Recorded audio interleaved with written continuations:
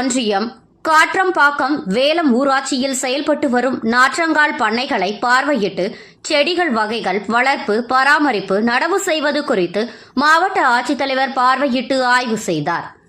ராணிப்பேட்டை மாவட்டம் சோளிங்கர் ஒன்றியம் காட்ரம்பாக்கம் நாற்றாங்கால் பண்ணை மற்றும் வேலம் ஊராட்சியில் வனத்துறையின் மத்திய நாற்றாங்கால் பண்ணையில் ஊரக வளர்ச்சித்துறையின் மூலம் வேங்கை, மகாகனி, மகிழம், செம்மரம், நீர்மத்தி, ஈட்டி, புங்கன், நாவல், அசோகா, செண்பகம், கொய்யா, நெல்லி, சீதா, பாதாம், எலுமிச்சை உள்ளிட்ட 20 வகையான 22,000க்கும் மேற்பட்ட நாட்டு மர செடிகள் உற்பத்தி செய்யப்படுவதை மாவட்ட ஆட்சித்தலைவர் முனைவர் ஜே.யு. சந்திரகலா அவர்கள் நேரில் சென்று பார்வையிட்டார்.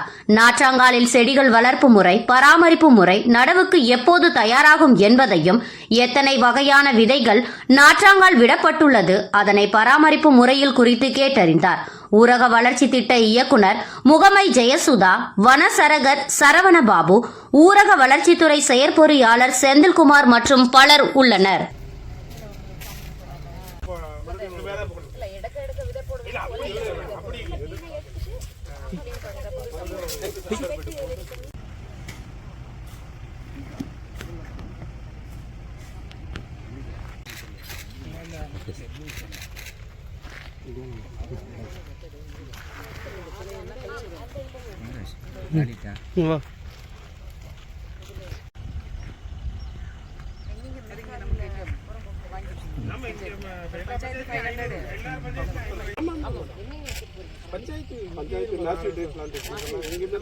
பஞ்சாயத்து